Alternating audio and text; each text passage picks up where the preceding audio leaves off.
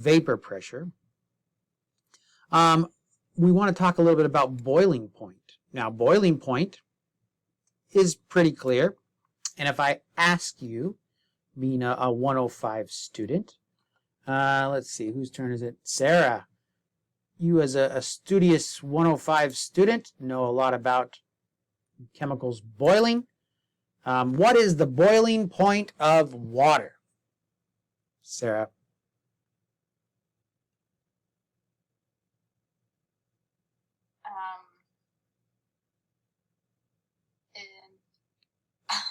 Do you know? I do not know. Okay. Well, if I told you it was 100 degrees Celsius, does that sound familiar?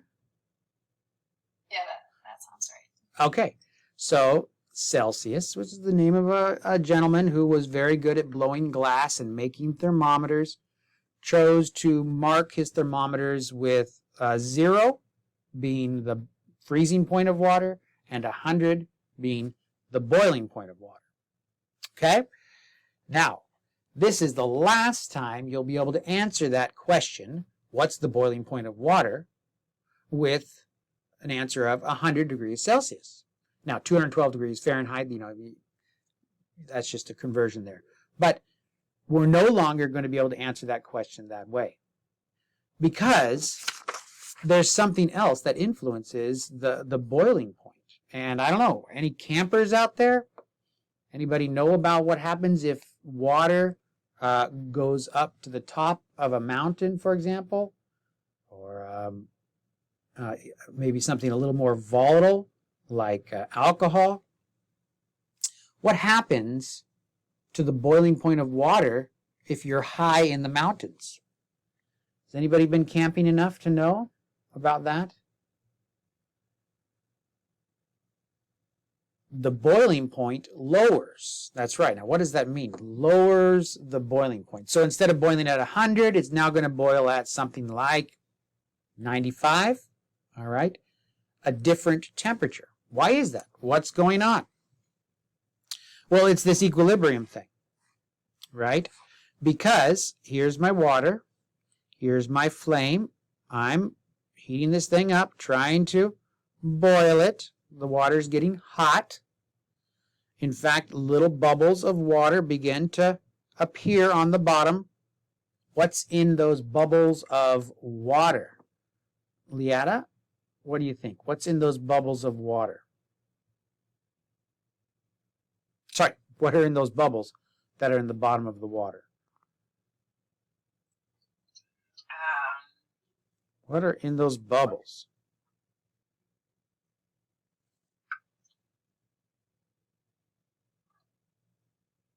I'm not sure. Okay. Let's see. Taiwan, you want to take a shot at it? What do you think? What are in the bubbles that begin to form on the bottom of a pan of water that I heat? So here's my water. I'm getting it hot with this candle. What are those bubbles that start to form?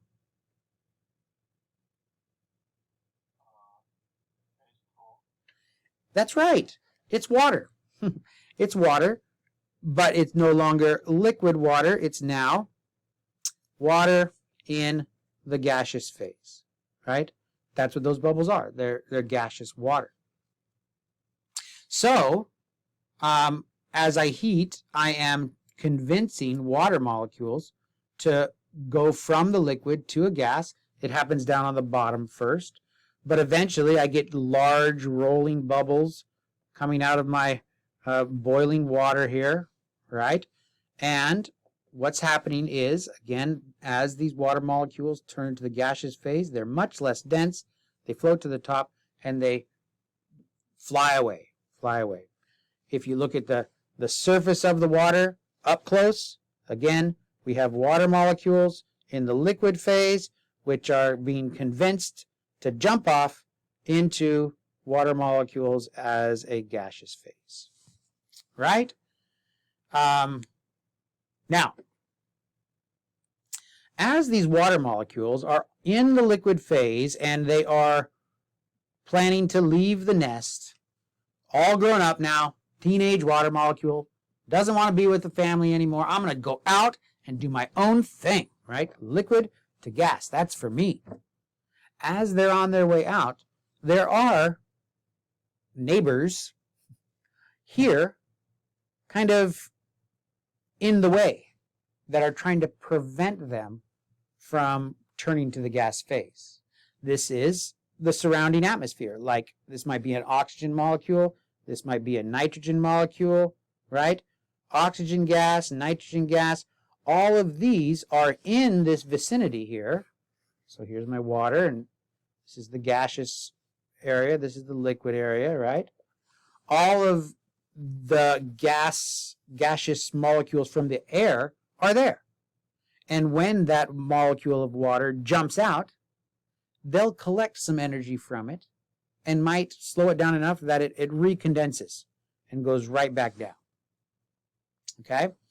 Because of the pressure of the air molecules that are going to be cooler. Why are they cooler? Because they're not being heated with the flame. It's the water that's being heated with the flame. So the gas molecules in this area, and also they can exchange with their surroundings, right? They're cooler.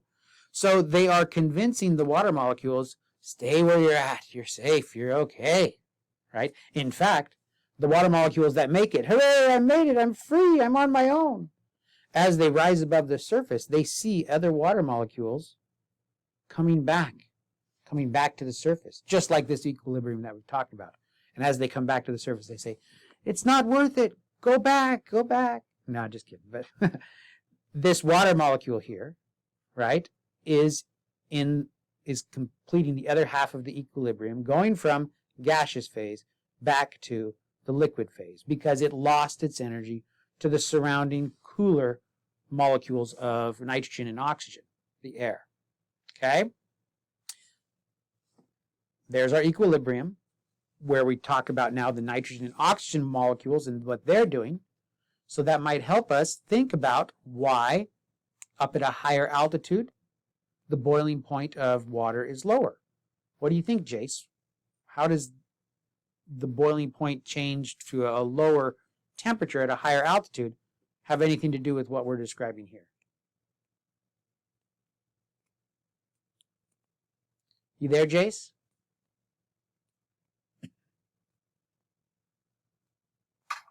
Sorry, could you repeat the question?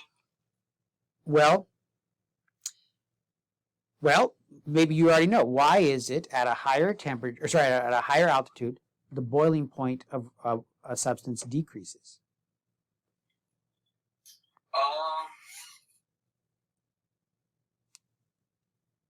Well, you were talking about like once the water molecules left the boiling water, that it would lose its energy to the colder nitrogen and like O2 molecules.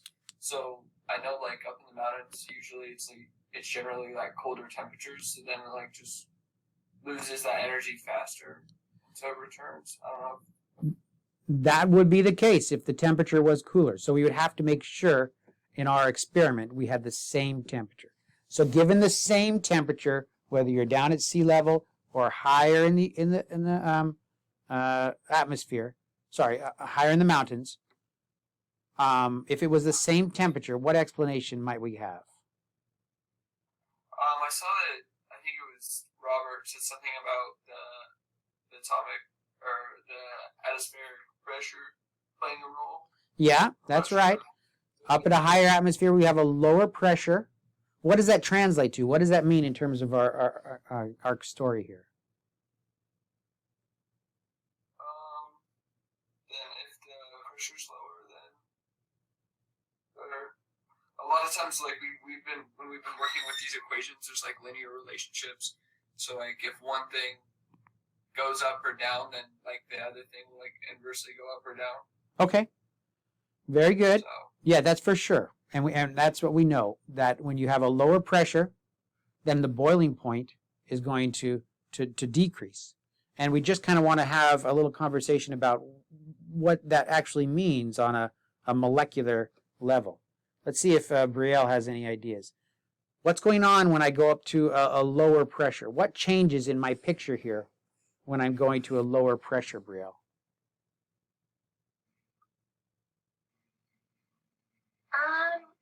I would sure. I just know that if you're higher up, the temperature will also go down with the pressure.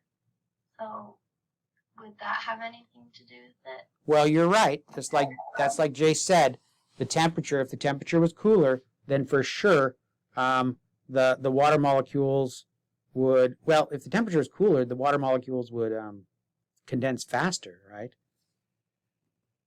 Let's see. Harry, how does pressure change my picture? Maybe my picture is not very good. What do you think, Harry? How does pressure change the picture here? What's it going to do? If I decrease the pressure, what am I doing differently here? So earlier you said when the water molecules move from the liquid to the gaseous states, there's going to be gas molecules surrounding it, and the water molecule will lose its energy to the surroundings, and it will come back. But if it's at a higher pressure, a lower pressure, technically there should be less gas molecules at a lower pressure, you mean? Yes. To lose its energy too. So, basically, wouldn't there be like less resistance for the water molecules to move into its gaseous state? That's right. So here I have the surface. Let me try this. Here I have the surface of water molecules. So here I have water. I have two surfaces here. This one is at up at the top of the mountains, maybe 10,000 feet in the top of the mountains. This one is at sea level, 0 feet. Okay? The water molecules that boils here jumps off into the atmosphere, going from liquid to gas. Same thing happens here. Water molecule jumps off, going from liquid to gas, right? But at 0 feet, there is a number of other things here. And what are they, Harry? What are these other things that I'm drawing? Gas molecules. Gas molecules. Specifically, what are they made of? Nitrogen, oxygen, carbon dioxide. Right, stuff in the atmosphere. But over here at 10,000 feet, there's significantly fewer gas molecules. There's significantly fewer gas molecules. So it's easier for this molecule to jump up into the air because there's not all these other molecules here crowding it or just absorbing its energy as it tries to go from liquid to gas. Does that make sense? Hopefully everybody understands that. It's when we say lower pressure, what we're talking about is fewer air molecules, so therefore it's easier for water to transition from liquid to gas. Or whatever the chemical is that's being boiled, the transition will become easier at a higher altitude because there's a lower pressure. So, now, when I say in the future, what's the boiling point of water? What was your answer before, Sarah? I didn't know before, but now I know it is 100 That's degrees right. Celsius. Our answer was 100 degrees Celsius. But now when somebody says, what's the boiling point of water? We have to say something, we have to ask them a question right back, don't we, Sarah? What kind of question do we have to ask them? We have to ask what pressure they're at. That's right, what pressure we're at. Because boiling point is dependent on pressure. And because of that, so that chemistry teachers can ask what's the boiling point of a substance, they have defined what we call the normal boiling point. And that's the boiling point at 1 atmosphere. So, Sarah, if I say what's the normal boiling point of water, you say? 100 degrees Celsius. If I just say what's the boiling point of water, you say? What pressure? At what pressure. Very good. And that should be your answers moving forward in this class, right? Normal boiling point is at 1 atmosphere, but boiling point is no longer something as simple as the temperature. It's dependent on the pressures that we're at. All right. let's look at the boiling points of these different liquids, okay, or different compounds. CH4, methane, silicon tetrahydride or silicon hydride, geranium hydride, tin hydride, all right?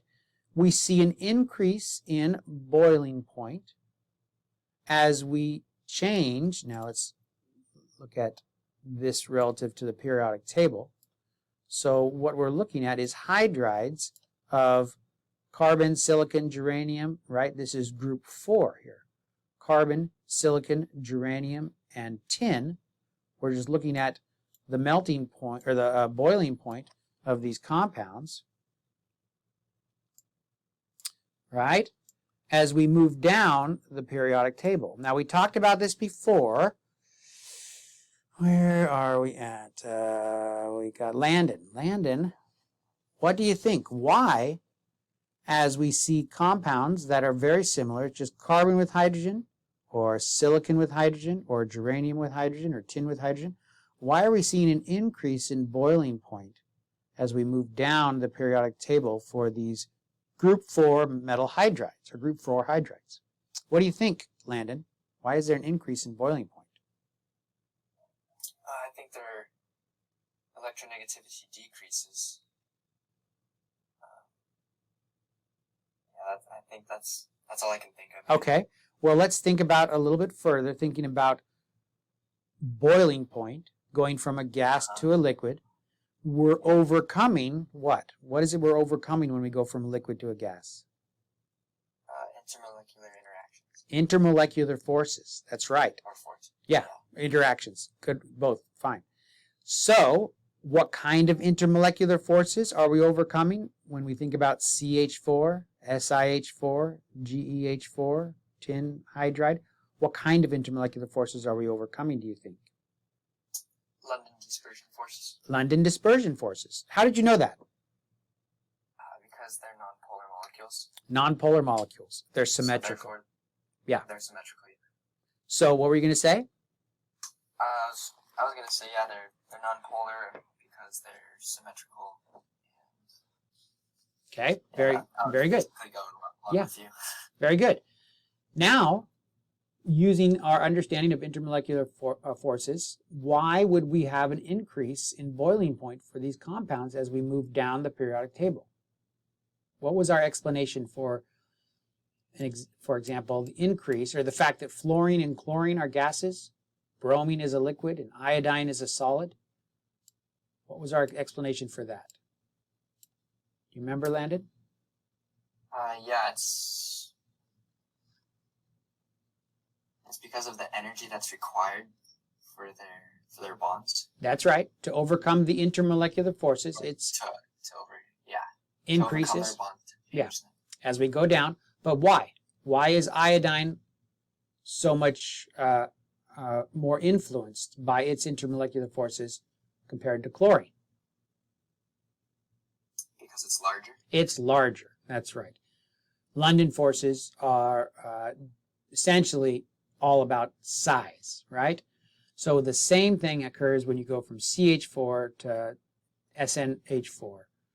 We're increasing the size, and so that's why we're increasing the boiling points of these compounds. Okay? Now, if we look at this group 7, or group 5, it's group 4, group 5 hydrides, nitrogen, phosphorus, arsenic. All right, here they are. Antimony. Here it is right here, the blue one, antimony. This is arsenic. Here's the phosphorus hydride. We see the same trend, that as the molecule gets smaller, then you see a decrease in the boiling point. Except for when you get to nitrogen, there's this weird scenario here where something shifts. What do you think, Leata? Well, I'm going to give Leata a break on this one because, like she said, she hasn't been around. I don't know if she's caught up with the videos or whatnot. Taiwan, any idea why ammonia would have such a high boiling point compared to its other hydrides in its group? Taiwan?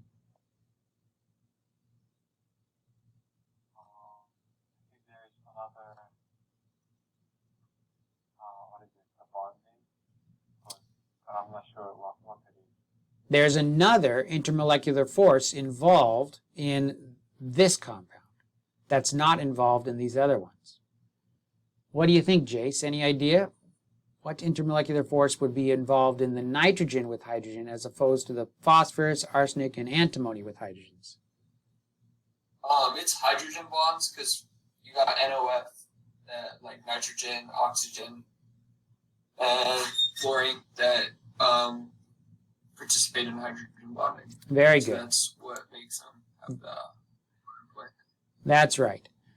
So, the general trend is that as things get smaller, you would expect them to have a lower boiling point. But because of hydrogen bonding for these polar compounds, NH3, HF, and H2O, you have a change for the smallest members of the family because of the hydrogen bonding that's occurring. Okay, very good. All right, which substance will affect the boiling, which of the following will affect the boiling point of a substance? Alyssa, why don't you take a look at this one, and everybody take a look at it. Alyssa will tell us the answer in about 12 seconds.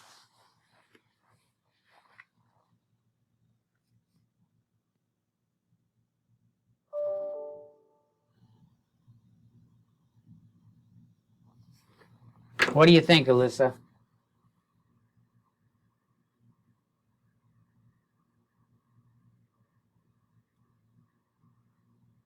Oh, Alyssa can't answer right now. Sorry. Moving on to Brielle. What do you think, Brielle? I would say D. Okay, all of these, right? We just saw how the molecular mass will influence the boiling point. We just saw how, well, boiling point is all about intermolecular attractions, and molecular mass changes the intermolecular attractions of London forces, right? And we also talked about how the pressure, the external pressure on the material will alter the boiling point. Very good. Let's see here. Who do we got? Harry. Nice easy one here. Which compound here has the highest boiling point? A, Has to be water, right? How did we know?